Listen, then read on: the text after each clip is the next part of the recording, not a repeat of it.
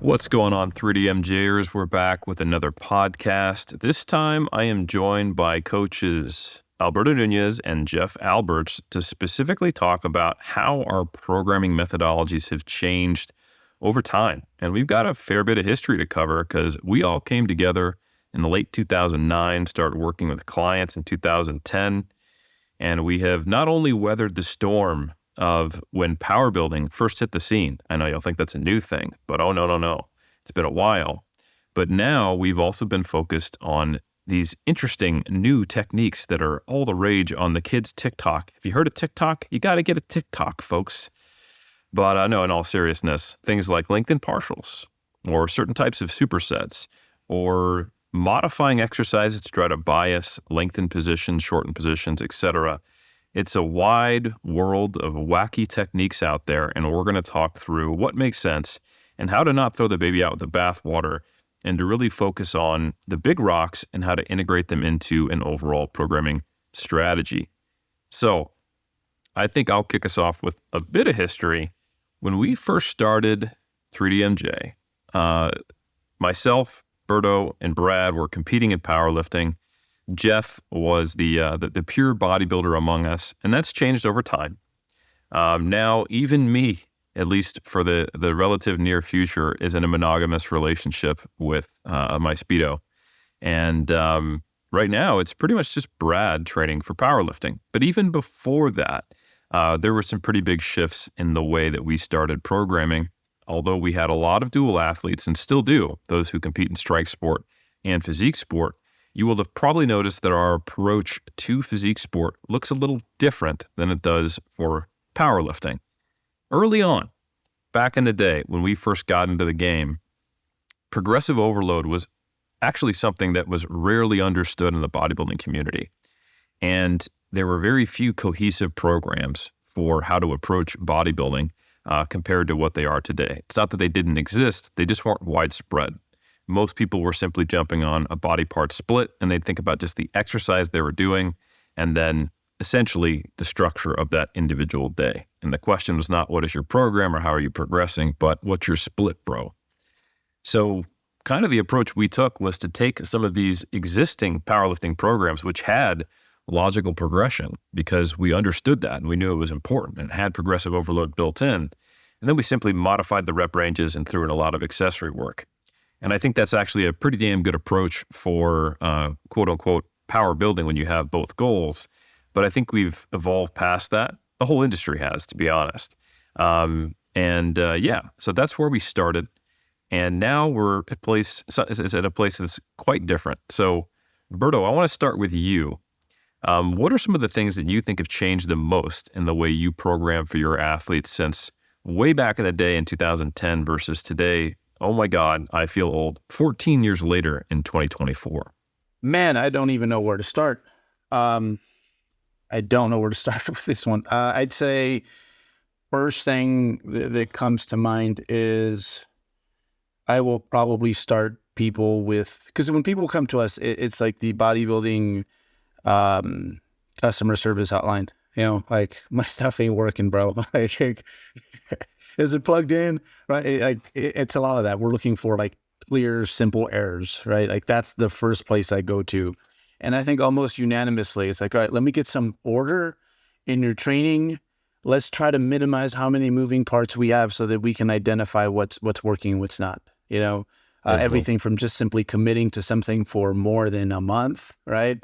To like, could we not have like 8 different chest exercises because like we just don't know what deserves the credit or the blame. So I try to have less moving parts, really condense the training. I think a lot of people would be like, that's too little of a volume to start with. But it cleanses out a lot of the noise, and then we can see, okay, this is moving in the right direction. This isn't. And some very simple, this is a little bit off topic, but like lower body for almost everyone seems to be super straightforward. It's like, yeah, I was doing way too much, which kind of makes sense because your hip can't move the way your shoulder can, right? So less places to go with that thing. So yeah, I think that's probably the biggest thing is like usually I would take into, and I still do, especially if it's the right person. But in the past, it's like, what were you doing before? Okay, like this is maybe like remember when tonnage was a thing. Yep. Okay, this is what you've been using. Now it's more like, all right, let me bring things in, just gain some control over the situation. Let's run a very tight experiment and be okay with like potentially being wrong with some things. But we start at the lower end of volume. I think that's what I'm trying to say. Like compared to previous years, I think hardly ever do I have people during their first intervention with me like take anything above like 10 sets a week, unless it's just like ultra high priority. Like this person wants pecs and nothing else, or they want glutes and nothing else. But usually, yeah, that's a big one. Well, actually, I'm glad you brought up volume because it triggered the memory of when I built my Helms Co. Spreadsheets, which is something internally that we've joked about. So it was a pretty important change in our community, looking at number of hard sets as a way of quantifying volume from tonnage, because it's not that you can't use tonnage as a way to look at volume progression, but it does force you into certain corners. So does sets, by the way, but I think we have a more nuanced understanding. So let me just explain that to the listener briefly. Tonnage is just sets times reps times load. So that means if you're holding a constant rep scheme and constant exercises within an individual, you can tell if you're getting stronger because your tonnage will go up, even if you don't change sets. So that's kind of cool, being able to see that. That's one actually, I would say, feature, not bug. But another issue is that to know your tonnage, you can't change your exercises because the tonnage on a calf raise is way more than anything else because it's just a strong lever versus the tonnage on a bicep curl. And it's very difficult to compare between exercises. Like, okay, I switched from deadlift to RDL now. Am I actually doing less volume? No, I'm not even performing the eccentric on my deadlifts. I switched to RDL so that I get a better stimulus, yet I can only do an RDL with 80% of what I deadlifted. Can't compare. Okay, got to wipe that slate clean. Also, I go talk to Berto and we want to discuss our tonnage. How do we compare? We have different levels of strength. We're training in different rep ranges. We have different exercises. There's no effective way for us to compare our tonnage. So it really ends up being a within person comparison and has a lot more utility in powerlifting. So I created these Helms Co. spreadsheets where I needed to have a few things constant so I could use this. And I made it so that the tonnage would go up over time. But it meant that I first wanted to only use movements where we could get an estimation or test 1RM. So I had these built-in 1RM calculators for some core movements. And then we'd have these core movements like, bench, military press, weighted chin up, all this stuff. And I built it for bodybuilding. And then I had this daily undulating periodization model, and it's all fine and good. And it did work. But ultimately, it just forced us into too many corners where it was like, all right, I have to choose movements that are well suited to strength testing, or where I can at least estimate a 1RM, where we therefore have to sometimes train in lower rep ranges that probably aren't appropriate for a given movement. How do I count a weighted chin up? Okay, well, it's going to be body weight plus the what we weigh there, what we actually have on the dip belt. So does that mean I need you to weigh in every day you train so I know the actual load, especially if we're thinking about micro loading? Oh my God, this is getting hard. So the shift towards number of hard sets was a pretty important move because then you can kind of look at these different metrics in different ways. And this is one change for me, is that shifting over to the number of hard sets is kind of the true quote unquote volume. And then I can just look at changes in load, or if I want to, tonnage, to see, are you getting stronger over time? Is that stimulus working? And then if it's not, then I can look at sets as a potential variable I'll modify if I think the volume's too high or too low, or et cetera, et cetera. So that's one of the biggest changes for me. But of course, there's many, many others. So I think it's good. Berto, you kind of shared a philosophy that actually hasn't changed for us. What were you doing previously? Is it working or not? Let's simplify the program, not just because we think you should be doing less volume, but often you maybe need to, depending upon what source of information you're listening to, but simply so we can actually see the forest from the trees. and get an idea of which levers there are to pull or not to pull, what's working, what isn't, et cetera. Just kind of separating the signal from the noise. So while that hasn't changed, I think what we value is the signal, what we think is noise or not, and how we evaluate progress probably has. And one of those ways is that we're not looking at tonnage anymore. We are looking at sets, and we're not as locked into certain things that we thought we had to do, like estimate 1RM or test 1RM, regardless of what one's goal was. So I think that's helpful. Some things haven't changed. The diagnostic necessity of being a coach has always been there. Thank God we understood that. Like, if we can't measure it, we can't manage it, right? But what we see as signal and what we see as noise probably has. And then what and how do we simplify it? Jeff, I want to kick it over to you. Can you think of some of the things that you used to program early on and then how that's changed today that might complement what Berto and I brought up? I think the big thing for me is I've gotten a lot better at understanding the supply and demand aspect that I always talk about. Because I think back to those power building days, having people doing the big three as like, okay, this is almost like non-negotiables for a lot of people. Like, just thinking of the fatigue that was generating and how that was impacting the rest of our programming in a sense. So I think from that perspective, kind of learning, how people respond to those bigger movements, how it impacted the rest of their training, and even going through contest prep with these big lifts throughout the entirety, and, kind of just understanding the demand that it places when you're in a deficit like that. Like, I've just gotten a far better understanding of how to manage fatigue through, diet manipulation, diet breaks, that type of thing. But most on the training side of things is like, well, maybe we shouldn't be doing these bigger lifts all the time. Like, maybe we need to change exercise selection out. And then, of course, as I've evolved, as we've evolved, we kind of had an understanding, and I think the science too, like back then, you could kind of say science was like way head and above shoulders above anything else. Like, the experience side of things, almost like there was this conflict between experience and science. Like, it had to be like one or the other. But I think as we've evolved, we've realized like the experience factor plays a role, especially when it comes to individualizing people's programming. Certain people respond better to certain things. So as I've 15 years of coaching now, like, you get a good feel, as far as what works for people and what doesn't. So just, from the exercise selection component, then it comes down to like, well, maybe within that exercise, I might need to modify the range of motion depending on some factors. Maybe certain parts of the movement causes pain or what have you. It's like, okay, should this person be training more in the lengthened position? Should they be more in the shortened position? To work around maybe some of the constraints that they have. So in a sense, I just broaden my perspectives through the experience. And of course, with you, Eric, the research, like, you just start combining all those things and you start sharpening the tools, as you go. So I think that's just been the evolution for me personally. It's almost like when we first started coaching, it was almost like, this is our system in a way. And there was not much flexibility within that system. There was some to a certain degree, but now with our experience and the years of coaching, it's just the toolbox is just now wide open. And what's exciting for me now is, okay, now we're learning even more about programming. Mm-hmm.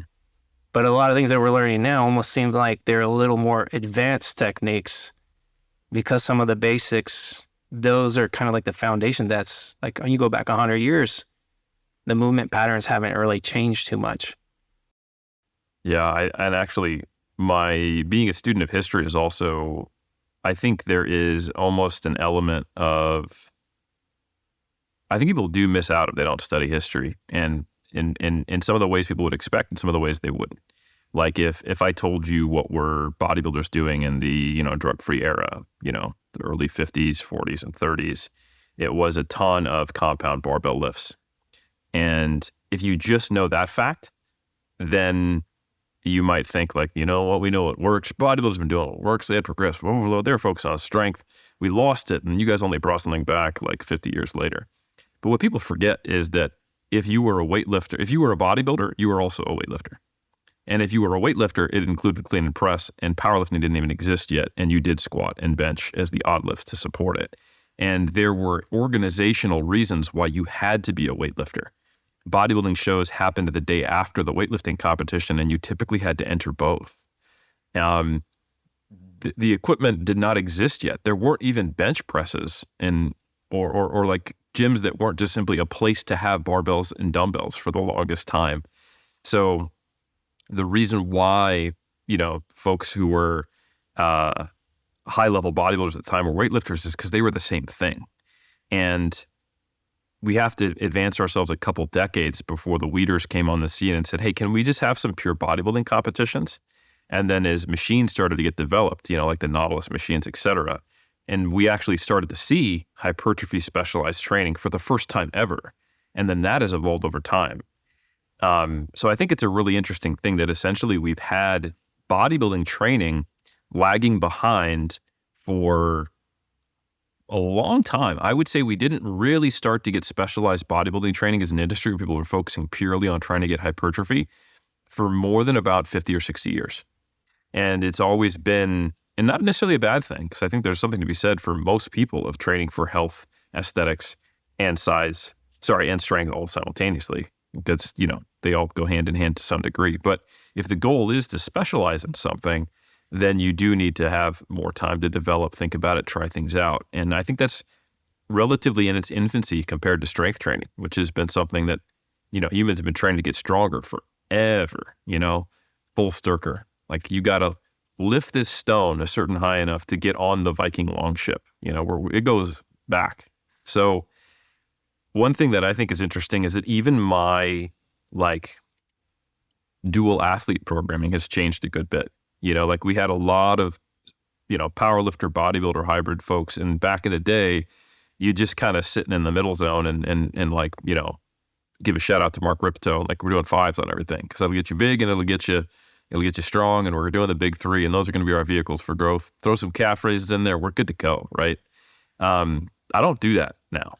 Like if I have someone who's interested in bodybuilding and powerlifting, I try to figure out what is like the minimum effective dose I need on the big three to get them progress there. And then I periodize that based upon what's their focus right now. So I have more time and essentially, as you'd put it, supply and demand. More energy. Yeah, exactly. Right.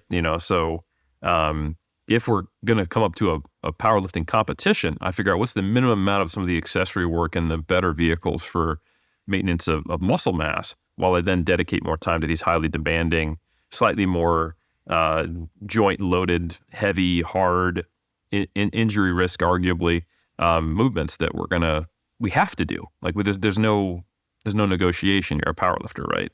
So instead of just kind of having like fives and then eventually we just throw a peaking block randomly when you're 4 weeks out, now it's like I have these singles that we work up to. We kind of get the really critical skill work done, and then the rest of the time is more bodybuilding focused. And that's a very different paradigm, And I even used to do things that don't make sense to me now. Like, all right, well, you care about strength and size. So when I do tricep push downs, we'll have that in like the 6 to 8 rep range. And it's like, but why though? Like the whole reason that we want to have the tricep push down is to make your triceps bigger so they're better on bench. We don't actually want to be stronger on tricep push downs. Like that's not the goal. That'll happen. But what makes your elbow happiest? Is it a grindy ass 6 reps, or would you rather do sets of 12? And most people are like, give me them 12s, So I think that was one of those things where I would say like I had these broad boxes rather than a nuanced understanding of things. Like, all right, strength, hypertrophy. If it's strength, everything's low reps or as low rep as it can be without actually injuring your joint right now. So yeah, it's interesting. Like you might think, oh, we've just gotten more specialized in our bodybuilding training, but I would say even our kind of blended approaches have improved a lot. I'm blending something right now. Like I'm actually doing 5 to 6, 7 reps on tricep push downs, but it's submaximal. So I'm leaving like 3, 4, 5 reps in the tank. So I'm just exposing myself to a heavier load because now the higher rep range that I am using, those loads have also gone up too because I am picking up some more strength. But I think what's key is I'm being submaximal with it. I'm not grinding myself into the ground. And this is something I kind of took from the power lifters. Like, hey, these guys get hella strong, but they're doing it submaximally. They're not wrecking themselves doing it. At least most of them aren't anyways, right?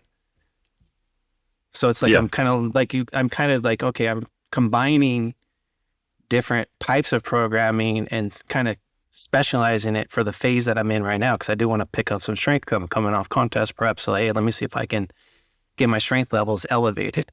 Yeah, I think, phasic training, elements of periodization, and just simply not smashing yourself all the time. I would say, to our credit, I think that's something that we've done from the start. I remember some of our very first presentations, Berto had pictures, and we've gotten smarter over time. Like, we had the sarcoplasmic and the myofibrillar hypertrophy, and then like, hey, this is why you want to periodize. Maybe that's not why you want to periodize, folks. That might be, a little off. But we have been talking about periodizing bodybuilding training from the very beginning. But and I don't want to just throw Berto on the bus. Let me throw myself under the bus for some of the things I got wrong too. I remember I used to the program, quote unquote, I'd give someone, because back in the day, we just didn't have any concept of programming for bodybuilding, and people didn't like you to mess with their training. They sort of still don't. Bodybuilders for some reason just like to go in the gym and just do whatever the hell they want, but they're happy to like weigh that 1 gram of rice. I think is funny. That's starting to change. But I would give people, here's the total number of like reps you should do for a given body part per week. Here's the percentage 1RMs loading zones it should be in. Here's the rep ranges, and here's the rest periods. But besides that, do whatever you want. Just get there. So it's basically like giving them the summary table of the Wernbaum 2007 systematic review and being like, and go from there, which is basically where that came from. And that was their quote unquote program. So yeah, I did that for maybe a year, and then just basically gave nutrition advice on everything else before I then got comfortable enough to, again, still embarrassed, just modify powerlifting programs to adjust the accessories essentially. And then, not necessarily do the peaking block for a lot of the bodybuilders we worked with. Not necessarily always, but I mean, most of the time, if I gave them like Shiko plus calf raises, which I'm, making it sound worse than it is, those were actually competitive powerlifters who cared about size. But when I had a bodybuilder, it was like, all right, we're going to do the 4 to 6 rep range on some variation of squat, bench, and deadlift, non-negotiable. And that's absolutely not the way I approach it now for pure bodybuilders. Why do you think we were doing those things back then? Just because we didn't know any better? I think it was because we were addressing a gap. I Yes. really do think it actually made a lot of sense, because there were so many bodybuilders who had no ability to even gauge, am I progressing?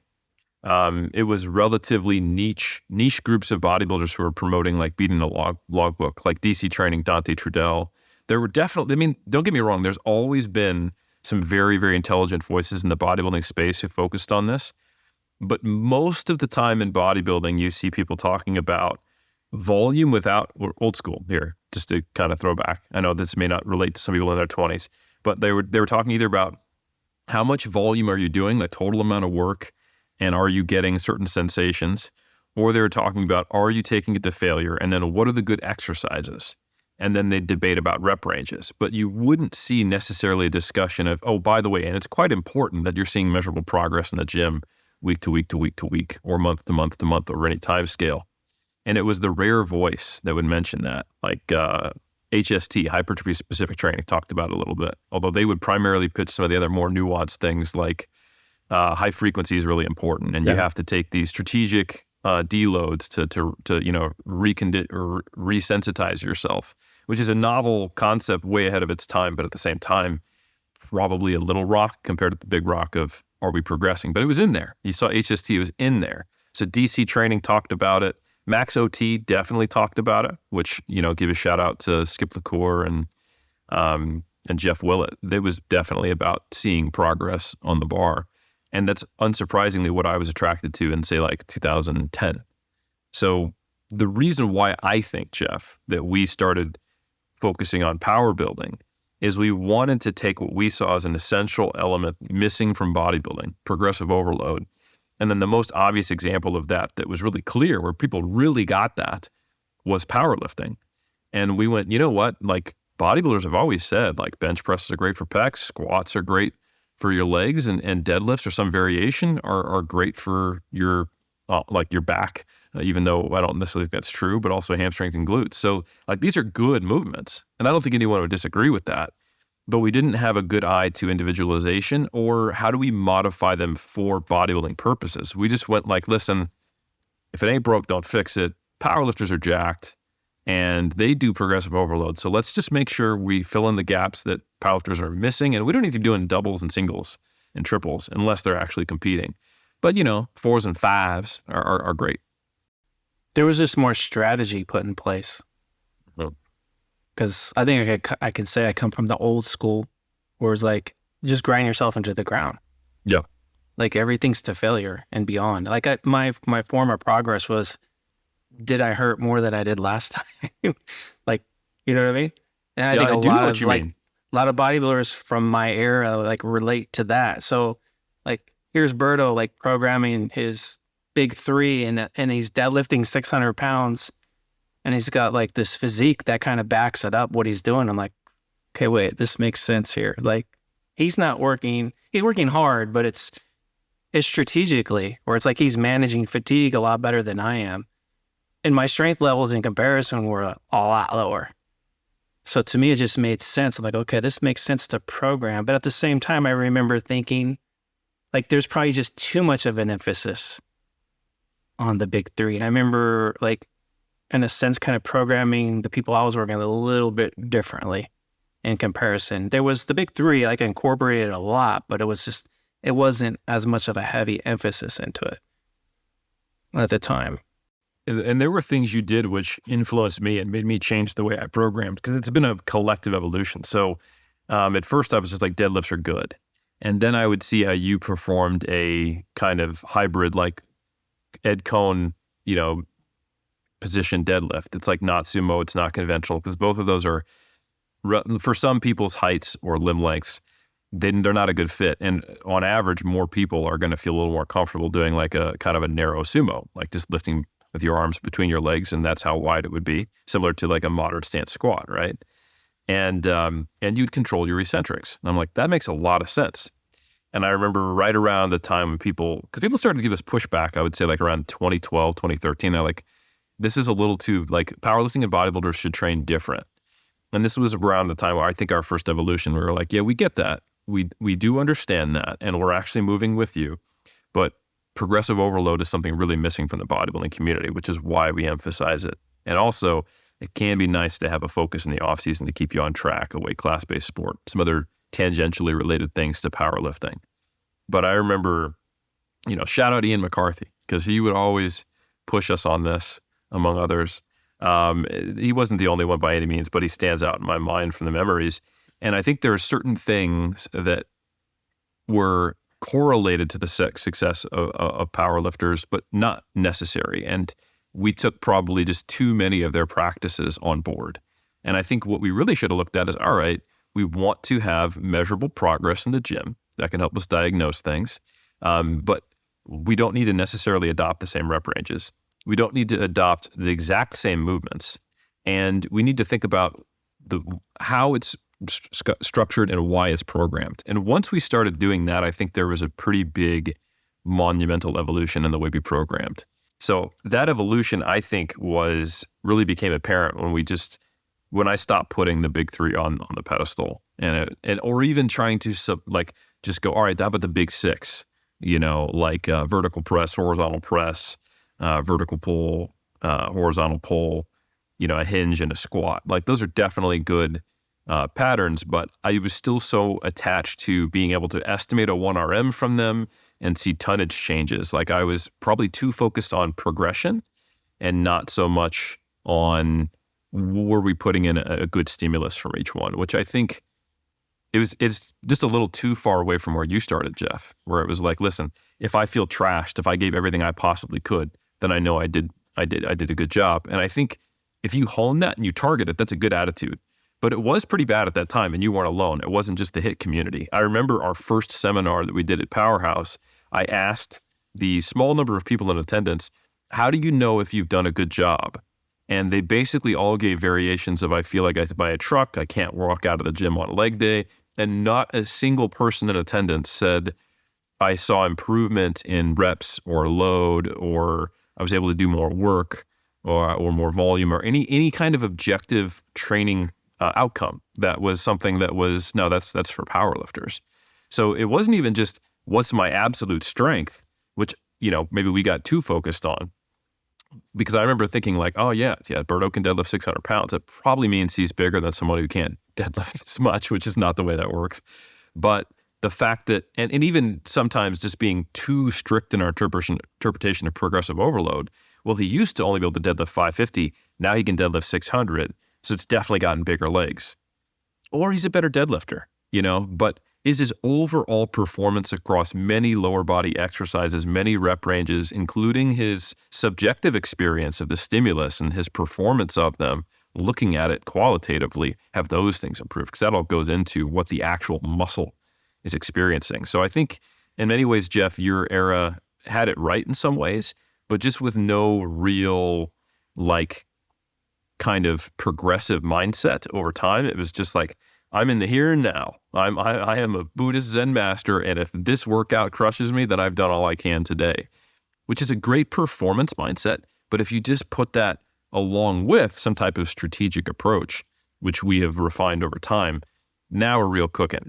And I think we got to that point maybe 2013, 2014. And then we went from being leading a change and then kind of getting behind the times and not changing to then leading again, I would say in the 20 teens, personally. You're going to pick on the shit you did wrong. And I think I'm going to go even further back. And there was things that I was intuitively doing right. And then I got kind of corrupted along the way. I did. I corrupted you from locking out your triceps. I remember this on dips. Well, little things, but it was I remember, for example, deadlifting, because, you hear it was the king of all king of back exercises. Right. And I remember trying it. In hindsight, I'm proud of that. I was like, man, this just feels so, and I can see why, based on how I'm put together, long torso, short arms. I'm like, this is just not the business, but I will take a deadlift, from the racks, walk it back and kind of just do this floaty thing. I'm like, I'm down with that. That feels good. Right. So I remember there was times where I'd listen to myself and again, I did so many things that you're just bound to land on some things that were right. Like my presses, honestly, the other day, I was like, you know what? Let me toy around with not locking out, and I'm just going to be a total asshole about it. And I looked at the video. I'm like, it's not even that bad. Most people couldn't tell that I'm not locking out.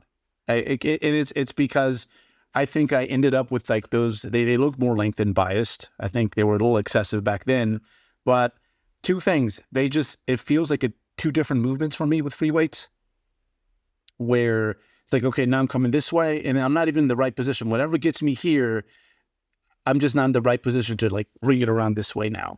And it's just I think a lot of it is, I'm not the most massive widest dude, but there was enough difference between me going from 150 when I started in the gym to being 190 and pretty muscular, where it's now I have to work around different meats, and it's so I just kind of stopped there. And then also I just realized I could do more work. So there was more lengthened exposures as well.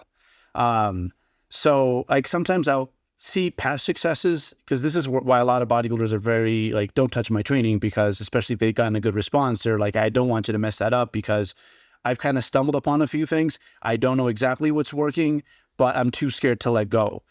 And for me, I got a few things right, but here's one, for example, my pressing, I think from now on, I'm just not going to lock out. If I want to do something shortened, I can go do a fly machine. I can go do a push around, whatever. It feels healthier, and I get more lengthened exposures.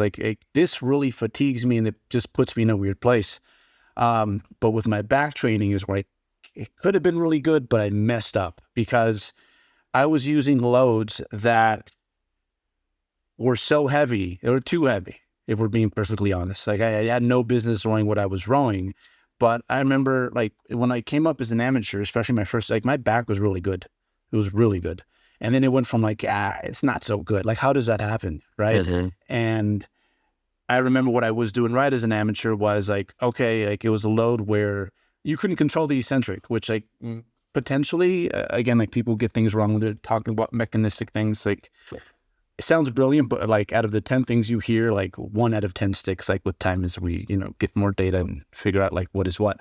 But I do think potentially, this is my hypothesis now, it's like the last part of my eccentric was like fast, right? So talk about like the immense amount of tension I was creating going from eccentric in that stretch to concentric. So I was loading it, I was doing that part right, but the loads were like damaging to my lower back. They were super hard to, like progressive overload was like, am I rowing with like my buddy Gerald Williams at the time, who ended up being an IFBB pro and was like 250 on stage. I'm like, okay, well, I guess 4 places is what I'm rowing today. There was just no order. It was hard to keep metrics of, but I got that part right. You know, it was like, okay, you know, so I think a lot of these things that bodybuilders, like the collective was trying to like voice to us, we probably should have taken the time in hindsight, which is always 2020, to like really break it apart. And because there's so many things, I don't know about you, Eric, like when it comes to like the biomechanics, like revolution of sorts, which has been exciting to me because I'm not into gadgets and how things work, but this is the one time where I'm like, oh, let me pop that hood. Like, okay, whoa, that's like, don't give me no IKEA furniture, but like, let's talk about, I don't know, the obliques. So like a lot of it was there this whole time. And like, we just weren't paying enough attention to it, is what I feel. I think it was hard to pay attention to it back then because we didn't actually know why things were working. Yeah. No, but yeah, absolutely. Maybe, but it's just so annoying that it was right there. Here, two keen examples were like the stretch mediated, not stretch mediated because that's the most, but like training in longer muscle lengths. It works is people who get there by default, right? Like for example, long torsos, short femurs. They always have wonderful quads. Obviously the belly is usually going to be full, but because everything they do is so knee dominant, right? Mm-hmm. Or here's another one where kind of it goes against the like 1RM thing, right? That we were overly infatuated with. You see these all guys with like long arms, right? And they have these wimpy bench presses, but they have these amazing pecs. Yep. And like, I can't get 315, but it's like, bro, but like, dude, like you're 6'3" and you have these pecs. Like, don't worry about it. You got it made, bro.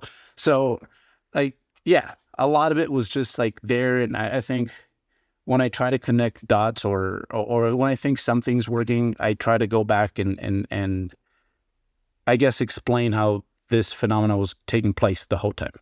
We just didn't catch it and we just didn't see it. So yeah, in hindsight, I wish I would have listened to the bros a little bit more. I wish this is something Jeff has done really well. He's always done a good job of listening to his body. Right. And there was many times where I'm just like, gosh, I guess because I used to squat on them for fun. To give you a little bit of pushback, listening to your body and listening to the bros are two different things because your body will give you some really good answers. But which bros do you listen to? Because while there were people who were performing barbell rows in such a way that it was heavy, but they would control the eccentric and still turn it around the lengthened position, so that they would at least, although they were using momentum through the lengthened position on the concentric, they're at least hopefully getting that high tension eccentric exposure on a barbell row. I'm talking Yates, Ronnie, unsurprisingly both had huge backs. But there were just as many bros saying pause at the peak contraction and squeeze, just like when you do that setup for your back double bicep, which would limit your load so much that you wouldn't actually be able to get that load in that tension position. And I can think of the reason why we can look back and miss out on all the times we should have listened to the bros is because of what we know now.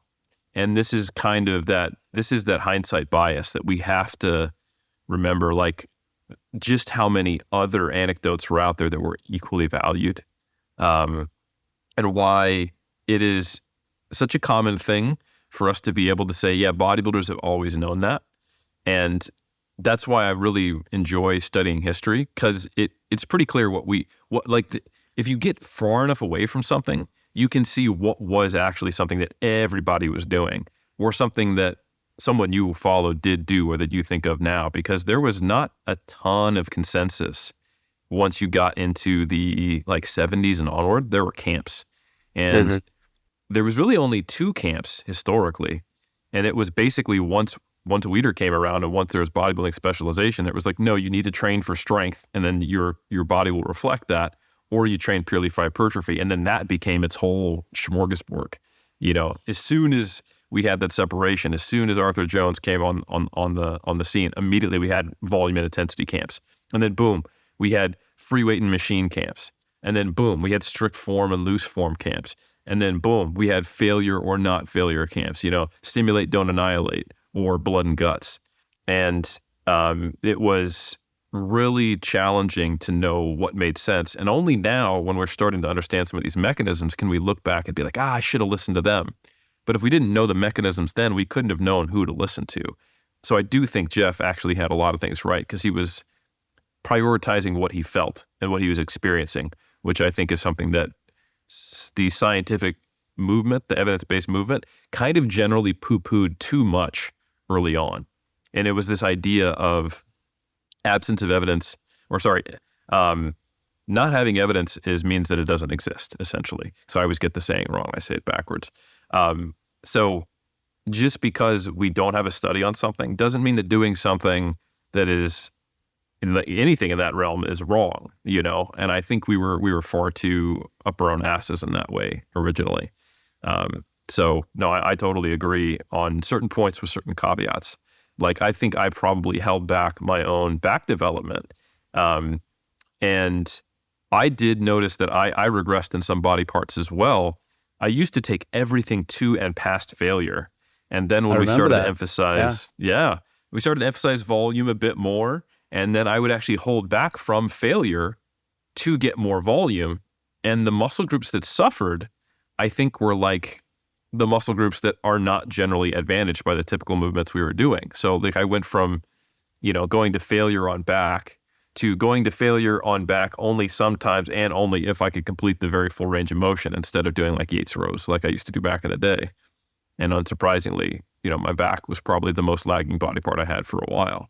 So yeah, our ignorance to some of the biomechanics, I think, definitely is more obvious now, but only in hindsight. Well, the way I look is like field work, like looking at a tribe, taking notes. It's like, well, why might that be working? Like I will still, it's funny because like when I talk with people at the gym, they usually want to show me how much they know. That's usually how it goes. So I'll just listen. And I'm gonna be the one in this exchange that leaves with the most like information, basically, is how I like to look at it, because they're not going to listen anyways. And I like to I'm like, okay, is they're telling me, I'm like, okay, I see. Oh, in my mind, I'm trying to break it apart. I'm like, okay, why might that be working for you? And I think that is probably where we could have looked at things a little, like, for example, like the size principle was around for a while, right? Like the rep range thing, like we should a very long while. That's one I actually feel relatively confident that I got right most of the time. Yeah. But like, the rep ranges, like novel things, like we were in a position like long before like it became clear that you can train in just about any rep range, So anyhow, I guess now is concerned as I always is as much as I acknowledge like what I've known is like I think what freaks me out the most is like what things am I missing out on like right now. So I'm always kind of looking around for like you look in different worlds, because there's certain things maybe we took too much from the powerlifting, but you can look at other sports, you can look at other worlds and kind of because their history is probably a little bit longer than ours, right? And pick up on what sort of things they've gotten wrong, and like, okay, let's scan our situation, see if we're doing anything like that. So it's exciting because now you get kids like Schuster, like 21 years old, I guess, like that are doing things that like, bro, this was like in your 30s you could do that. And it's because these kids just have such a good head start, like the data-driven guys. Like you see just like where people start, like a kid could get started on like lifting today, 12 by the time he's 19, like he's got a great physique, he knows how all this stuff works. It's as much as you're like, damn, I missed that, like you can't help but celebrate too in regards to like how far we have come as a collective. And as frustrating as it is sometimes still to like navigate the online world, it's like at least we got a bigger piece of the pie when it comes to the overall information, and it's more likely than ever that you can kind of get in with like the right crowd, or at least people who want to get you thinking in the right way. But still, man, like there's just so many things that I get frustrated. I'm like, it was there, we missed it, or we had it right and we dropped it. And I guess we're trying to make up for it now. So. Hey again, 3DMJers. This is Andrea Valdez popping in for our annual mid-year, mid-bodybuilding season call for athletes who want to compete next season in 2025. Every year, without fail, we get people who contact us in January looking to compete sometime in the next 3 to 6 months. And like 99% of the time, we have to turn them away, or we have to convince them that they need to wait another year before stepping on stage as a 3DMJ athlete. This is because a competitive natural bodybuilding season cannot be a rush job. There's a long-term strategy and process to make every contest prep pay off, and we're in the business of building athletic careers. We are not in the business of crash diets, quick transformations, or creating disordered eating behaviors. It's our mission to provide our athletes with the best possible chance of success, and to do that, we have time-intensive systems. Once you submit an application, it'll likely take 2 to 6 weeks to have your initial protocol set up with your 3DMJ coach. They'll likely run you through an initial block or 2 of baseline training and nutrition to build a relationship and learn your body. And next, depending on your experience and context, you'll likely have a contest prep positioning phase or a diet before the diet to run for like 1 to 3 months. Then there'll be a small maintenance phase as well before the actual contest prep home stretch finally initiates. So in short, we don't do 12-week rapid transformations. We build educated athletes for the long haul, and that takes time. All that's to say, if you're looking to compete in 2025, you need to hop on our rosters as soon as possible. To do that, go to 3dmusclejourney.com/coaching. There you'll find a summary of our procedures and pricings and FAQ sections to help you learn more about what to expect. Again, that's 3dmusclejourney.com/coaching to check it out and get to our info page and get yourself signed up. Thank you so much for listening, and enjoy the rest of the show.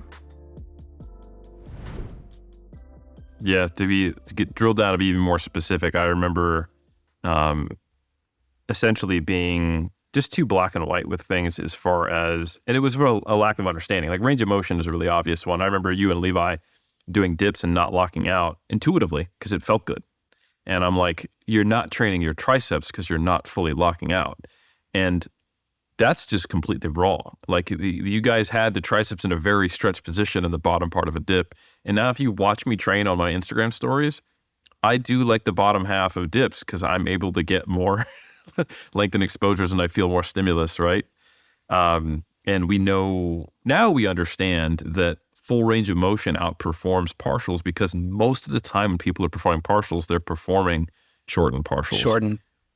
But sometimes that's not the case. And actually one thing that I intuitively did, and it was not for necessarily the right reasons, which is a very common thing with the anecdotes, is I wouldn't go all the way up on my my pull-ups. I would just go till I got the bar to my head. And there's actually an old Matt Ogus video where he asked me why I do that. And I say it's because I don't have the shoulder range of motion. And I, gave some kind of, probably Yeah, I remember that. negative explanation of like noceboing people towards pain, or like you don't want to let your shoulder do this when you do a pull-up. But the reality is that just kind of felt naturally better. Like the top was incredibly hard and it felt like I was just kind of like doing this thing, which to me was like, that's not right. But the pull-up is actually a great exercise for lengthened partials because it is so incredibly hard at the top when everything's short and very easy at the bottom. And the whole reason why Marines are like, get your shin over the bar doesn't count because it's hard. But we're not after hard. We're after effective. I didn't know it was more effective for back development. But Did you like hard though? Like you like that feeling of being hard though, right? So Jeffrey. Yeah, I just said that. Did I just say that? Man, I think I'm just call me Brad right now. I'm Brad. I love it. That was good. I would say, I liked training hard for hard's sake, but I think that was but I also wanted to have good technique, good form, and to be like textbook correct because I didn't have a true nuanced understanding.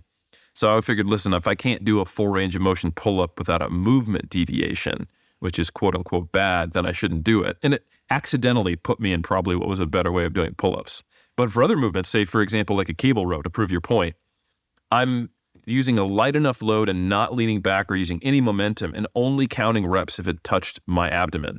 So when I stop at a 10 RPE, I probably had like another 6 reps that I could have done with 2/3 or half of the range of motion that would have been more effective. So I think to your point there, that was an issue. Well, sometimes like you don't want to always do what you feel is good for you. And that's like, yeah, I'm good at knowing my body and how things feel, but doesn't necessarily, it's going to mean better results.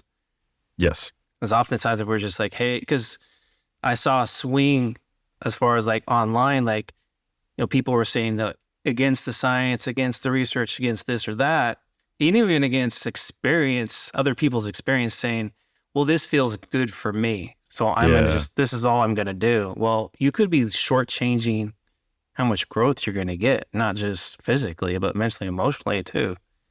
So I think just having that's something I like. My biggest downfall was when meeting you guys was like, I was so closed-minded because I did things what felt good for me, and I got sucked into a camp for so long. So you guys were like, hey, why don't you try this or try that? And it was almost like pushback, like, because you guys were in a sense like attacking like everything that I've done for the last 20 or 25 years.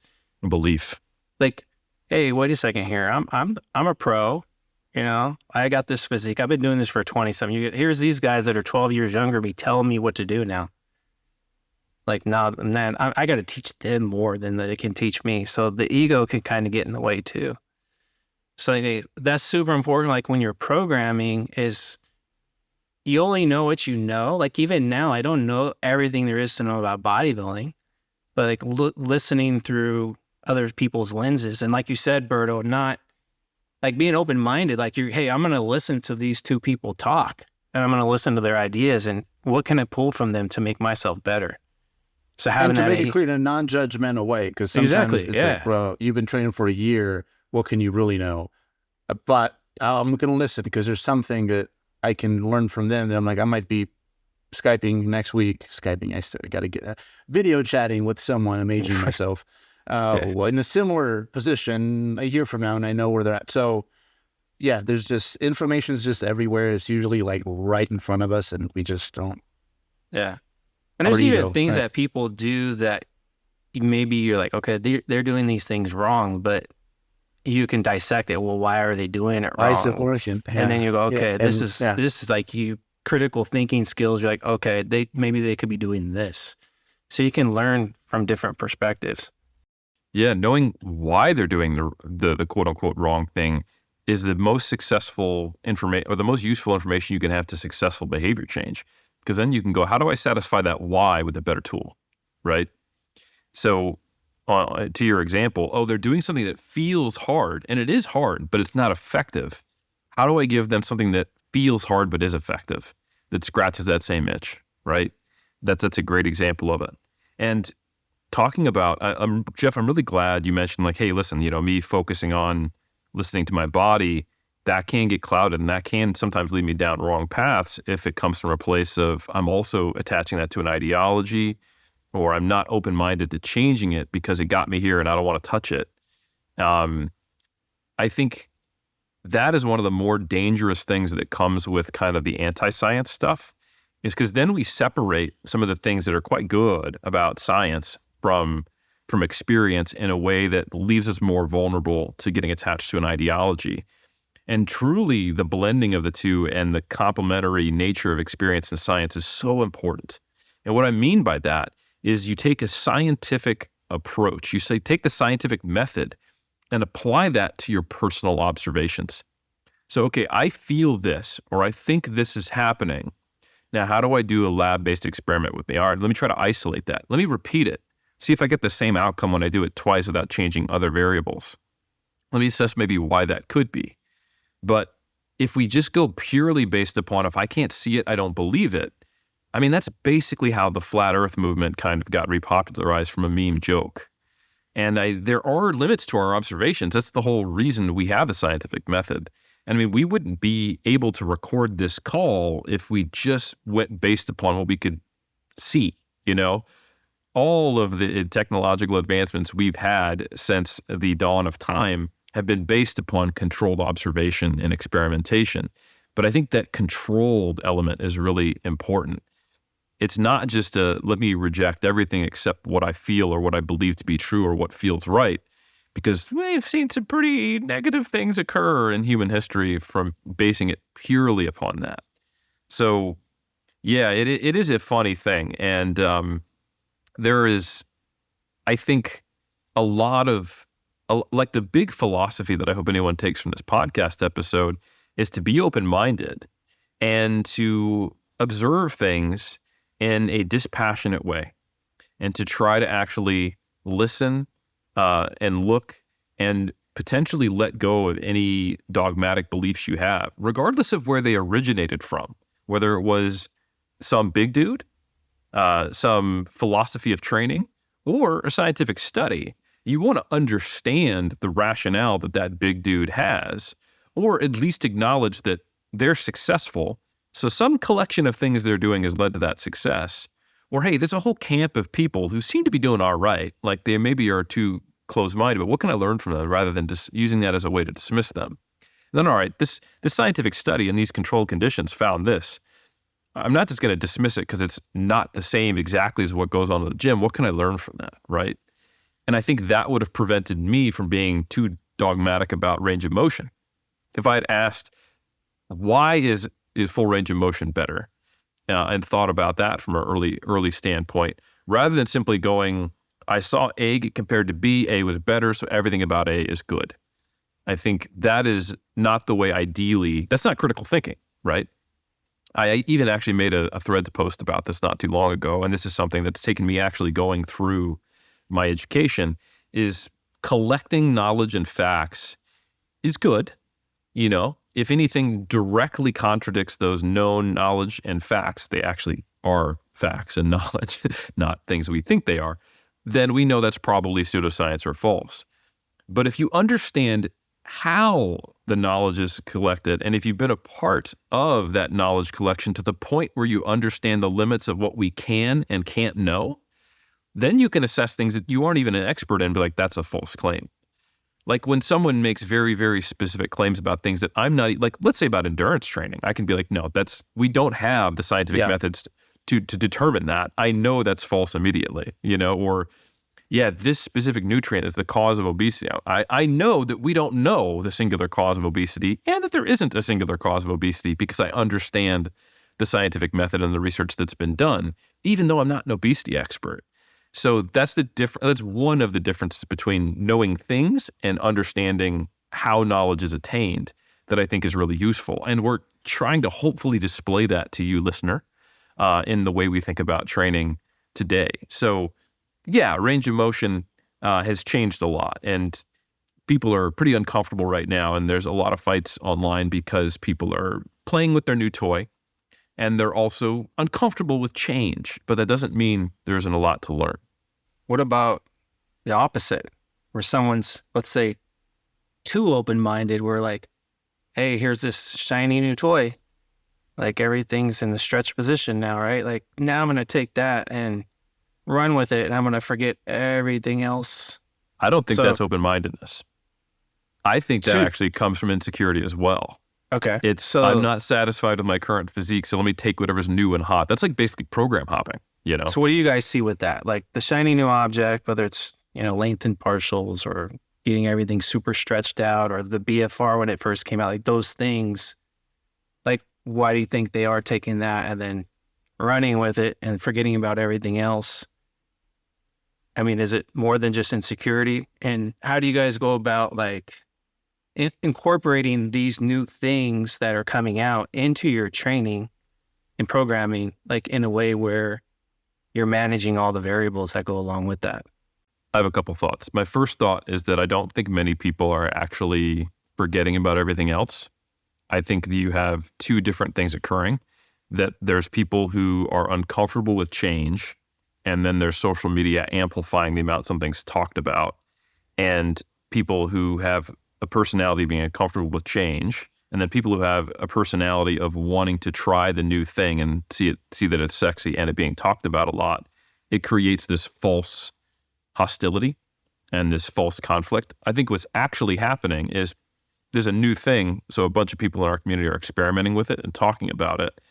And they're just not talking about the fact that they're still doing 90% of their exercises in the normal way and they're trying out this thing. And I think there are probably some people who are totally retooling their program and throwing the baby out with the bathwater, but I think it's actually rare. I think a lot of people spend a lot of time trying to learn about a thing before they actually implement it. But I don't really know that there's this true widespread shift where every single person is now never doing, the traditional training style. But I do think there's a lot of content about it because and remember that content producers are responding to the algorithm as well. I think there is a lot of interest because we know what we know, or at least we think we know what we know. And now there is this potential new opportunity. Let's play with that. Let's see how it works. Let's get in the trenches and experiment with it. And I think it's kind of natural for people to talk about the experiment rather than, yeah, of course I still do squats. I think it's more so where our focus is rather than have the practices truly changed a tremendous amount. But that's just my take. I don't know what you think, Berto. Well, first of all, people hate on you for thinking, right? Which makes no sense. If people knew how genetically gifted the genetically gifted were, they would have a completely different opinion of how much I can actually get from them. Because there's a difference in seeing Phil Heath, just being Phil Heath, whereas it's the only people who know what genetics are is seeing Phil Heath start up, and it's holy fuck, what happened, dude? It's been 3 months, not until you see that. And I've had enough cases of that where I've seen just people just blow up that I'm oh my God, the variation within human beings is so weird, so amazing, insane, right? Ibuprofen makes me swell up for some reason, unlike other folks. I know that, right? So some people, weight training, what it does to them is, it's hard to describe. You just have to see it. But I give people the Levi example that this dude trained legs for 3 weeks and he comes back to me and he's bro, I think I'm messing up the program because I have these lines coming out in the back of the side of my quads. I'm bro, you got cross striations in the side of your quad. That's what's taking place, So you can't just look at who's the most successful because those people just happen to stumble upon this. Anything would work. People don't get anything would work. There's even natural guys that you look at what they do. I read, I'm it reads a satire. I don't even want to break it to the kid, but this is, they really believe this is what is doing it for them. That's not most of us. Most of us are going to fall somewhere in the middle of that bell curve. And that's who we are interested in helping because you have the really low responders that it's I hope you love this, bro, because your outcomes are just going to be vastly different from everyone else. And then you have these other people who they're not tuning into this podcast because it doesn't matter. Everything they've done so far has been undefeated, right? But it's those folks in the middle that's it's in your best interest. And not only will you see your bodybuilding pick up, but the way you just view life by using this as a fun playground to learn how to learn, right? And I don't say this from a pompous perspective, but or the people who resonate with this should see it as oh, I'm ahead, I know more. But if you have value in both experience and then what science equally, right? You will know more than whoever is kind of just solely in those camps. And I mean, that's kind of been my experience. I think now more than ever, I scan through things Jeff has said in the past. And I'm all right, let me try to extract why it is this way. And I don't care if you're 20, just like Jeff did with us. I'll talk to someone who's, deep into the scientific weeds. And I'm bro, tell me a little bit more about that. What do you think? And I think it's, you have to let your guard down to be the best learner you can be. And again, it will come to a point where you're in a similar situation to Jeff and I, where you're just not putting on a whole lot of muscle, but it's crazy how learning to think in this manner will just help you become so much better at the really important thing.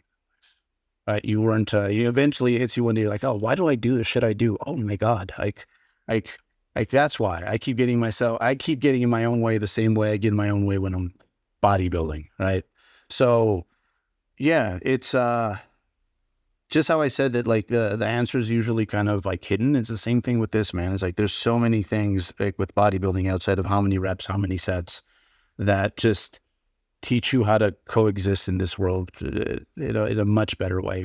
So it's not necessarily what you asked, but like when I think of like what's the greatest gift I've gotten from like mastering one thing, I'm not a master. I don't want to consider myself a master yet. I'm just getting pretty competent at this thing so far. Like I think mastery, it's going to happen when like my body decays and it doesn't want to do the things that like I wanted to do. Like that's when we reach mastery, right?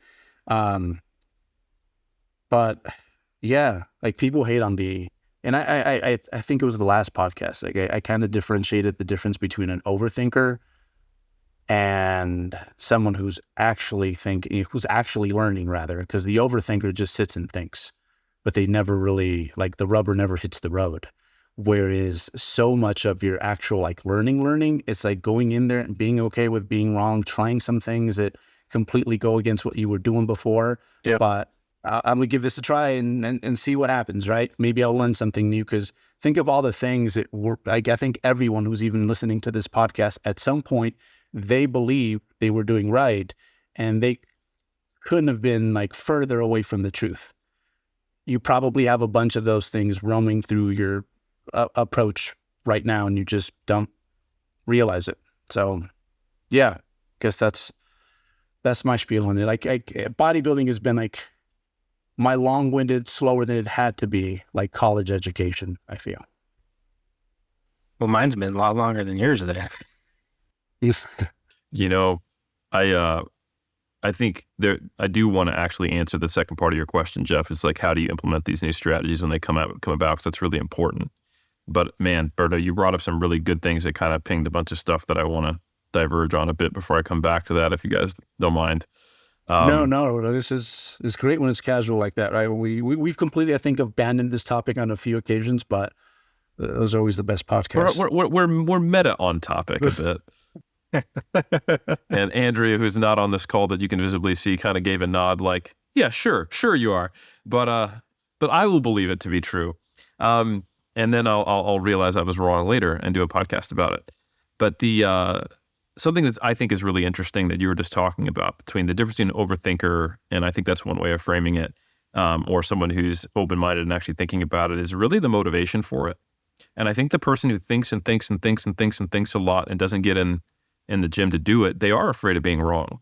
I think it's uncomfortable, it's embarrassing, it exposes a level of ignorance about the way the world works that makes you feel a bit unsafe at a very existential level.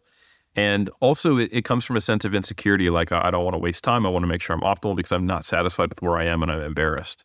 So it is like the insecurity that Jeff's talked about a lot. And yeah, I think it's very difficult to learn these things without actually trying them. And this plays out in the industry a lot. Like, I think a lot of people are uncomfortable with not knowing.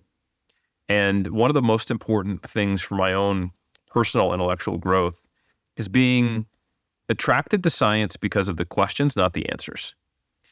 And being very, very comfortable with just going, no, we don't know that yet. And well, could you speculate? Can you create a system? Like, well, let's make a model on based on what we do know. And too many times I've seen the attraction to having an answer lead us down the wrong path, when the better option in those cases is just to go, look, we are not at a point where we even have a higher probability of being right guessing than we have of being wrong. So I'm not going to create a model based upon incomplete data. I'll create a model with a certain level of confidence. I'll still do something. I'm not going to not make a decision in the gym, but I'm going to be very, very aware that what I'm trying is a guess. It's a semi-educated guess at best, but I'm not going to position it just so I feel more comfortable in the world as I know this. And I think that happens all the time in bodybuilding. It happens all the time in science. That's a human thing, really, is this discomfort with not having an answer. And here's a little microcosm of it in bodybuilding. The lateral raise. If we were to go back before kind of our understanding of the lengthened position, you'd get these polar opposite comments and beliefs and anecdotes about the lateral raise because everyone was doing dumbbell lateral raises. There was overhead presses are dumb, they're hard on your shoulders, they're going to hurt you. And really what we care about is having the medial delt development. So the dumbbell lateral raise is more important than the overhead press. Or you'd get the exact opposite thing. The dumbbell lateral raise does nothing. It's a silly exercise, and big delts are built with the overhead press. And a lot of the times the arguments for both weren't necessarily based upon good observations and experience or any kind of scientific theory. They were just all these kind of ad hominems and observations of like, well, Olympic lifters have big shoulders, or well, IFBB pros have big shoulders and they do lateral raises. And it's like they've only looked at, are they doing an overhead press or are they doing a lateral raise? Forgetting that they're doing all kinds of other back and shoulder exercises, forgetting that they might have a small waist. And I used to look at that and I'm just like, none of this makes any sense. And the funny thing, and I was comfortable not knowing the answer, but I never felt like I got jack shit out of dumbbell lateral raises. I did them because you were supposed to. I did them because they were written on paper. But here's the other shitty thing. I never felt like I got that much out of overhead pressing. I tried it so much. I did years of Olympic weightlifting. I wanted it to be good. I tried to be strong overhead. I still have not pressed body weight overhead in any, like with a pure, locked, good form, clavicle all the way up, even though I probably invested more time overhead press than anyone else in 3DMJ with Olympic weightlifting and everything I did. And you know what finally made my damn shoulders grow? Cable lateral raises and trying to do them, across the body. And it was this thing that no one was looking at. No one was thinking about. A cable lateral raise or a dumbbell lateral raise for 50 years prior to us understanding this lengthened position more in a more nuanced way, were seen as equivalent exercises. If you go to a hotel gym and the dumbbells are too light, well, good thing they got that lateral raise machine. And you're thinking, I'm getting a shitty workout in at the hotel gym. Well, actually, guess what? You got your first good lateral raise session in the last 2 years, and it was at Motel 6. Who knew, right? So I just think it's that type of thinking that sometimes we get in trouble with, is we're basing it off theory, we're basing it off observation, but we're not actually really thinking it through. So that's my little spiel. We could take some time and talk about maybe answering your question, Jeff. What do you think? Let's talk about it. How do you incorporate some of these new shiny objects that we have that obviously through the research, right? They're productive. Obviously you got shoulder growth from it. So how do we incorporate these things? Seem to work. In a reasonable way, in a practical way. Yeah, I think it goes back to what Berto said is, when we get a new client and we figure out what they're currently doing and whether it's working or not, and if it's too convoluted to even see the signal from the noise. So there's nothing wrong with going in there and just trying a bunch of lengthened exercises just to develop the actual motor skill. But don't fool yourself into thinking that if you started doing more volume, more exercises, training to failure, doing basically extended sets because you're doing failure with less and less and less range of motion and doing all this new work, that you're going to know what did what, So I think, sure, go have a play, learn the movements, get some basic competence with these things if we're talking specifically about altering movement execution. But then what you want to do is starting to integrate them into your cohesive plan and going, right, all right, I've been doing dumbbell lateral raises for the longest time. Let me try a cable variation with my arm coming across my body that feels comfortable for my shoulder. And I'm just going to do that and see how it works. And if you get a good response and you can go, all right, well, maybe I can double down on this. Now I'm going to set that cable up so the 90-degree angle occurs at the bottom. And I'm going to do the first 2/3 or half of that range of motion. See if I can get just as many reps or more reps, also with more quote unquote lengthened exposures while the tension is highest there, right? I think that's one example of how you might do that. And then I think also understanding, again, it's not just lengthened equals better, but why is lengthened better? I was just going to ask you, what is the mechanism behind that? Like the superiority of it. I'm so glad you asked that, because this is a perfect example of where there's a lot of people uncomfortable with not knowing what we don't know. So one of the errors that we've made is saying that lengthened training is stretch-mediated hypertrophy. And stretch mediated hypertrophy is literally putting yourself into a boot for an hour, like I did for 12 weeks, and or looking at quails who had their wings weighted down and had like 400% increase in hypertrophy over time with no contraction. And that's a long duration, high intensity, high discomfort, high frequency, constant stretching. If you think about the amount of time and the amount of stretch position you get, and even the intensity of the stretch of doing a set of 8 twice per week of crossbody lateral raises, it's totally different. Yet it's producing probably the same or more growth. So it's clearly not the same mechanism, right? I get an hour of one or 65 seconds twice a week of the other one. And so it's not the same. It is something about producing higher levels of tension, probably. Beyond that, it's unclear. But here's an interesting one, Jeff. It's not just how stretched the muscle is. It also has to do with where is it relatively stretched and is there a high tension? Because we have seen a study where incline dumbbell curls, you're back on an incline, you're holding the dumbbell, produce less hypertrophy than preacher curls. When a preacher curl, you've actually got a bit of shoulder flexion going on. So you're shortening the bicep a bit, and you're not getting nearly as much stretch as you would in extension.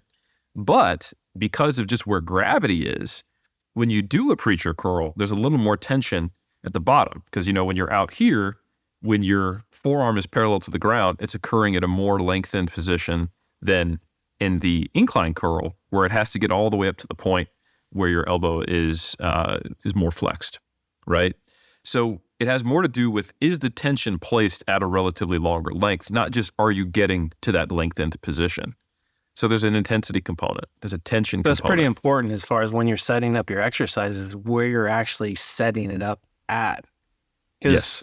Because I've seen some people are getting in these just really stretched out positions, complaining of a little aches and pains, but they could be like doing more harm than good. Like it might even be given the same results that they're looking for because of the setup. Exactly. So the question is learning how to position yourself while being in the lengthened position. Correct. I think that's an excellent way of putting it, Jeff, is that getting into the longest physiological length is probably less important than having higher tensions at relatively longer physiological length. And yes, if I had to hedge my bets and guess, if you could combine those two, that would be ideal. If you get the longest physiological length possible and have the highest tension at that longest length, that would probably be best. But that's simply just not biomechanically possible in all cases where we don't have prime equipment in our home or... That's what I was going to ask you. Is that something as far as how we program, we should put a heavy emphasis on as far as the overall structure of our programming, where does that come in the hierarchy? Great question. I think it sits within the exercise selection hierarchy of the muscle and strength pyramids. And this has always been a relatively nebulous one, because if you chose all shitty exercises, it would drastically manipulate or affect the amount of volume you should have, or the intensity or the frequency. It would make progress harder because you wouldn't be getting enough stimulus. But at the same time, if you hold everything constant and you say, okay, assuming I have good exercise selection, now volume and intensity become the dials you pull. So, you can make an argument either way. But I think the way we should look at it is that when we have the option for hypertrophy, we should be choosing exercises to target a given muscle group that allow certain things to occur. So producing the highest tension possible at a range of motion we have that is as long as possible is a generally good idea for exercises. And understanding that it is not necessarily the maximum physiological length, that it's probably small differences once you start to get past a certain threshold. Where that threshold is, it's hard to say. But certainly that example of a preacher curl versus an incline curl is useful, because you should be a fair bit shorter in terms of the bicep length than a preacher curl, but you got better growth out of it by a decent amount compared to the incline curl, where there's really zero tension at the bottom because gravity points down last time I checked. So I think the way to view it is, all right, what is a reasonable exercise choice and let me remove some of the movements or modify some of the movements that really are counter to that, more so than let me try to find the most extreme way to get the most extreme length and the highest tension. And that also means that some of the big rock essential exercises that people have traditionally used for certain muscle groups probably don't need to be modified at all. So almost all squatting patterns and pressing patterns are hard in the bottom position, and they're just already naturally loaded that way. If you do, for example, the way Berto squats with like on a Smith machine, and you completely eliminate the stretch reflex or the bounce out of the hole, it's immediately hard in the longest position. The only reason you see power lifters or Olympic weightlifters stick a little bit higher than that is they're getting that passive force contribution of bouncing, and then they stick, right? So when you remove that, you can find apparently like, oh, so squats are still pretty damn good. Like I get pinned. I'm trying to sit in the bottom. It's happening in the longest position. I can make my quads and my glutes, right? This is going to be really, really hard no matter what. Same thing. If you control the stretch shortening cycle on a press, like when if you watch videos of me doing my incline or my flat pressing with dumbbells, you see me get a hard one. You're like, oh, that was probably like maybe a 9 or 8.5 RPE. Then I go for my next one and it comes up about an inch, and I'm grinding, just dead stop, because it's very, very challenging in that lengthened position. So do you need to do, or are you going to get benefit from doing, say, lengthened partials or cutting off the top of your lockouts on pressing and squats? Maybe a little, but you would think it would be a whole lot less of a benefit than something like back work or delt work or calf work. So I think it requires that level of nuance. But the big picture principle, Jeff, I think, to answer your question and hopefully provide some utility to the listener, is that when you have exercises that violate this, maybe they aren't great. If they're extremely hard in the top range of motion and you're not really thinking about the lengthened position, or if they're providing really, really, really low tension in the lengthened position, they're just generally bad exercises, and you probably need to find a way to manipulate them. And what is that for most movements? It's a lot of the back work that we do and some of the delt work, and a few other exercises that you can think of for the lower body, but not many. So I think basically that's kind of what we want to get to, is how do we ensure that there is a high level of tension and a relatively longer muscle length, and then don't think about getting to extreme physiological length, because it's not actually stretch-mediated hypertrophy that we're seeing, right? It's not that we're trying to be quails with our wings weighted down. So I think that is how we would apply that. And not necessarily thinking of this as an advanced technique, but just as how do we qualitatively rate hypertrophy movement selection.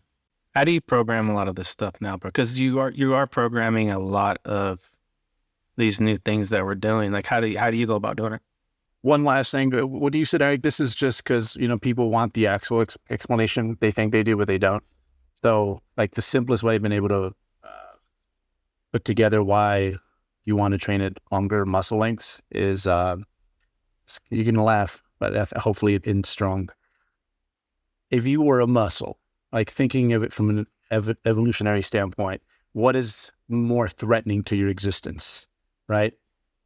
Right. It's like, what's next? Like after, the in range of it's Snap City, right? So you can see why the signaling would be so much more like potent during that point of the range of motion, as opposed to like right here. This is fatiguing. You get a pump, but it's not nearly. I mean, where do muscles usually tear, right?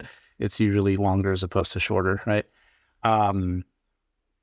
So that, and then the other thing I tell them is that usually like it's you fatigue from shortened to lengthened. So especially in movements where there's a lot to sweep in that area, it's like, well, why not sweep it, right? Otherwise, it's a very low RPE for that lift, right? I look at it when I program for people. It's like, the things that you're already kind of doing, it's like we don't need to think beyond that. Like the squats, the presses, like usually, like I'll find maybe slightly better alternatives like for them.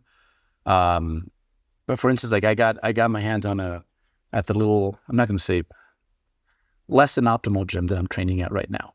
I found a cambered bar and I'm like, oh, this is great. But I was careful with that thing because I had never used a barbell like through these ranges of motion. That one was it's got a pretty big dent, that cambered bar. So it's like, okay, so just chill with that. Like, you can do more, but maybe you shouldn't just yet. So it's a very similar approach when it comes to everything else. It's like, what can you orthopedically handle?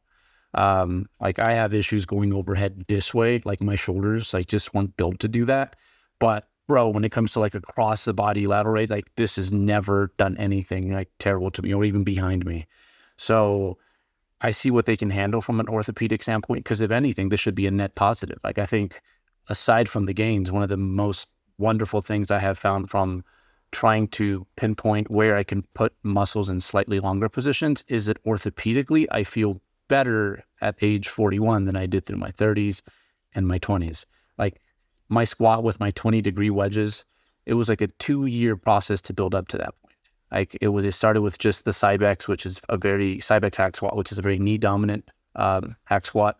And I was just, instead of upping load, I was just kind of lowering my feet little by little by little. And so people see it now and they're like, bro, that would wreck my knees. And I'm like, bro, this has been like a 2-year project to get to this point. And yeah, I've seen some really good quad gains, but best part is, like, this is the best my knees have ever felt. They've never really been a problem, but I'm like, whoa, like, I'm gonna be 80 and jumping off things and then be fine, right? So, but to get to that point, it's just like how we look at controlling exposure when it comes to things like fat loss, right? Like, there's times we can get people shredded glutes, but it's like, I'm not getting you shredded glutes your first prep, because you're going to have an eating disorder for 3 years and I'm going to be here to blame, and those trophies aren't going to be enough for you anymore, right? So kind of like we do with fat loss, we expose people to what they're ready for with like loads, right? If an athlete's going too heavy too soon, it's like, yo, bro, like, calm that down, because like, we were getting better stimulus a month ago before you pulled the trigger on those. Same thing with these. It's like, it's something where you slowly like build into it. Like, maybe they have a pendulum squat, but that bothers their knees. It's like, all right, let's just focus on the leg press and slowly like bring our feet down over time. So I think people see it and they want to go from 0 to 100. But just like with loads, like this is going to be a new stimulus for a lot of people when it comes to certain areas we're covering, certain body parts rather. And it's got to be a gradual thing. Otherwise, it's going to do the exact opposite, like of what I've enjoyed the most outside of the muscle gain. Is just that, like, dude, I feel like I can move in all sorts of like different directions that humans were like built to move in, and I don't hurt. But it can be the exact opposite if you go too far too early with it. So I think a lot of people come in and they're like, oh, okay, I'm gonna get the works from Bert. He's gonna have me training just like him, just like Brian, just like Dirk. And it's like, no, we got to see where you're at, and then it's going to be, we're slowly going to push things in that direction. And some things we're actually going to leave alone because they're just fine. One of the things, Jeff, that I have, so I've been actually experimenting with this on my own a lot, and then slowly introducing it with a couple of people I work with. One of the things I find is there's a number of experiments that you might find when you start playing with longer muscle lengths in the gym, where you can get to a longer muscle length, but you just don't feel stable or comfortable enough to put a lot of force into that movement in the longer position. And there's this kind of natural inhibition, and then you put a little more force into it or use momentum to get out of that position. Some of that just occurs because exactly what Berto said, that is a more, could say, aggressive position as far as your body is concerned. And actually, to prove your point, or maybe to support your point in terms of how adaptation works, you can absolutely shift your length tension curve.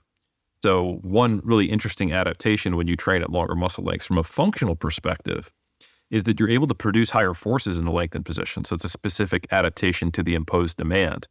And that should be pretty challenging for the body, because anytime you are in a really stretched or really shortened position, you're getting pretty poor overlap between actin and myosin.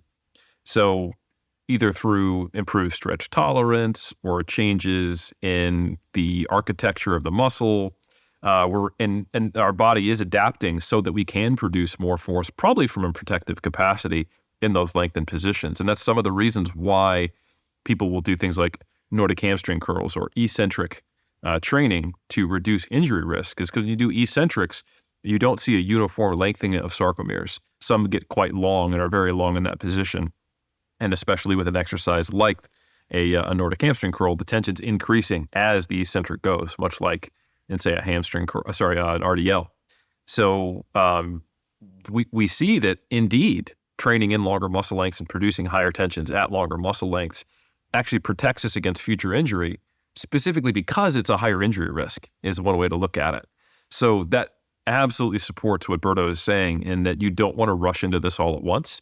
And my, experience of, you can play with some of these long muscle length positions, but man, you're going to be like, oh, geez, like I can't even produce force there. This feels really crazy to be an extreme shoulder extension or flexion and trying to do then a heavy curl or a heavy row or a heavy press or a pull down or what have you.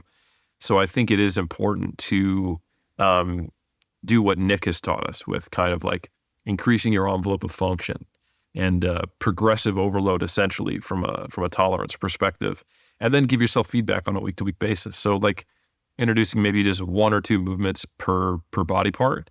And again, like Berto said, probably focusing on the body parts that are most likely to benefit from this. If you're someone who has great limb lengths and proportions for pressing and squatting, this is probably something you want to primarily focus on with like, calves and back if they happen to be weak points, for example. That's where you're going to get the most ROI, in my opinion. The skill level, I'm assuming, just like anything else, right? Yes. You learn how to deadlift, that's a skill. And then from there, you gotta progress it. Load, reps, skill. So same thing with this, I'm assuming.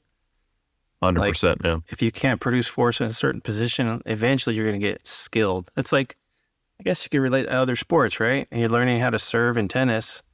Like your tennis probably isn't going to have a lot of velocity at first, not until you get the motion down. You get the control. Then once you get that down, you're going to be able to apply a lot more speed to the ball, more force. Absolutely. Like in gymnastics, some moves, and Andrea can probably, by the look on her face, I can see how wrong I get this. Some moves will get you higher points if you can do them, but you have to develop the skill first to be able to do them to even get access to those higher points. And I got a thumbs up from that and a nod and no look of disgust. So I think I got that sufficiently not incorrect, folks. So we're doing it. We're doing it here at 3DMJ Podcast. We have analogies that at least hold up to basic inspection. The way I've been looking at this whole, like looking under the hood and just having at least a little bit beyond a surface level understanding of anatomy, it's kind of like what the macro revolution did. Like when it comes, like it just let us be a little bit more accurate, right? As opposed to, years ago, a lot of the top bodybuilders, like, this is my menu. This is what I'm eating. That's it. Whereas like you hardly ever see that. Like almost everyone, even if they're not necessarily having Pop-Tarts, it's like, these are my fats, these are my carbs, this is my protein. They're very nuanced. It's calories and protein. But generally speaking, it's allowed us to get in like a layer deeper, and it shouldn't make your training world more complicated. It should just simplify things. Like I can go to the most crappy of gyms now and like figure out, okay, like it's actually fun. It's like, because I know what I know, I can kind of do the best with what I have. But again, the real magic, I keep saying this because I think it's so valuable. I thought for the longest time that bodybuilding was going to be very similar to other sports where it's like, hey, you're going to have to hurt. Like you're just going to have to be having these like aches that are like roaming everywhere from time to time. And if only 2 things hurt, that's pretty good. And I think this is going to eventually extend the careers of a lot of athletes. And I think we're going to see a lot of guys still pushing for very productive training, like way later in life. So that's along with the muscle, that's probably been the most exciting part. I think hopefully I made up for some of the trashing I did to my body through my 20s. Berto, you are so right with the way people look at some of the responses to these changes in exercise are the same responses to saying, hey, we just hit your macros. Like I explicitly remember, like, shout out Tommy Jeffers. This is not a shot. And I don't even know if he still pays attention to anything like this, but I remember when he kind of went from an if it fits your macros approach to, he got leaner, which was, I think, a really important piece of it, but he ate only clean foods for one pref. And him and many others basically like, don't think about it. Just eat the healthy, the good foods. I was like, all right, so what are the good foods? Why are they good? Like, stop thinking about it. Here's the list, okay? And now today, there are many people who are like, just pull from the floor for back development. And it's like, well, why? You ask questions like, don't think about it. Get in the gym, work hard, and pull from the floor, because people with good backs pull from the floor. The deadlift should not be touched. Don't even think about it. Don't look at it. Don't you blow on my house of cards, all right? I don't want to hear what you have to say, nerd, all right? Eat your sweet potato, deadlift from the floor. Why? Don't ask me why, how dare you? And it is very much the same. Like there's these handful of exercises that they are not to be touched, because those are what people that do. There's big people. They've done them. Always have. Always will. Shut up. Don't talk to me about eccentrics. And brown potatoes are better than white. I don't know why. Don't ask me why. Okay? Eat the brown rice. Do it, nerd. And it's funny how they've like, it is almost this response to questioning of things that felt so solid in their world before, that it gets this almost visceral, vitriolic kind of lashback, you know? Get in there and pull from the floor, damn it, Berto. That's how you're going to get a better back, okay? And look at the calorie thing, like just being, even eat whatever you want, but just bodybuilders actually having these objective measures to like what they're eating.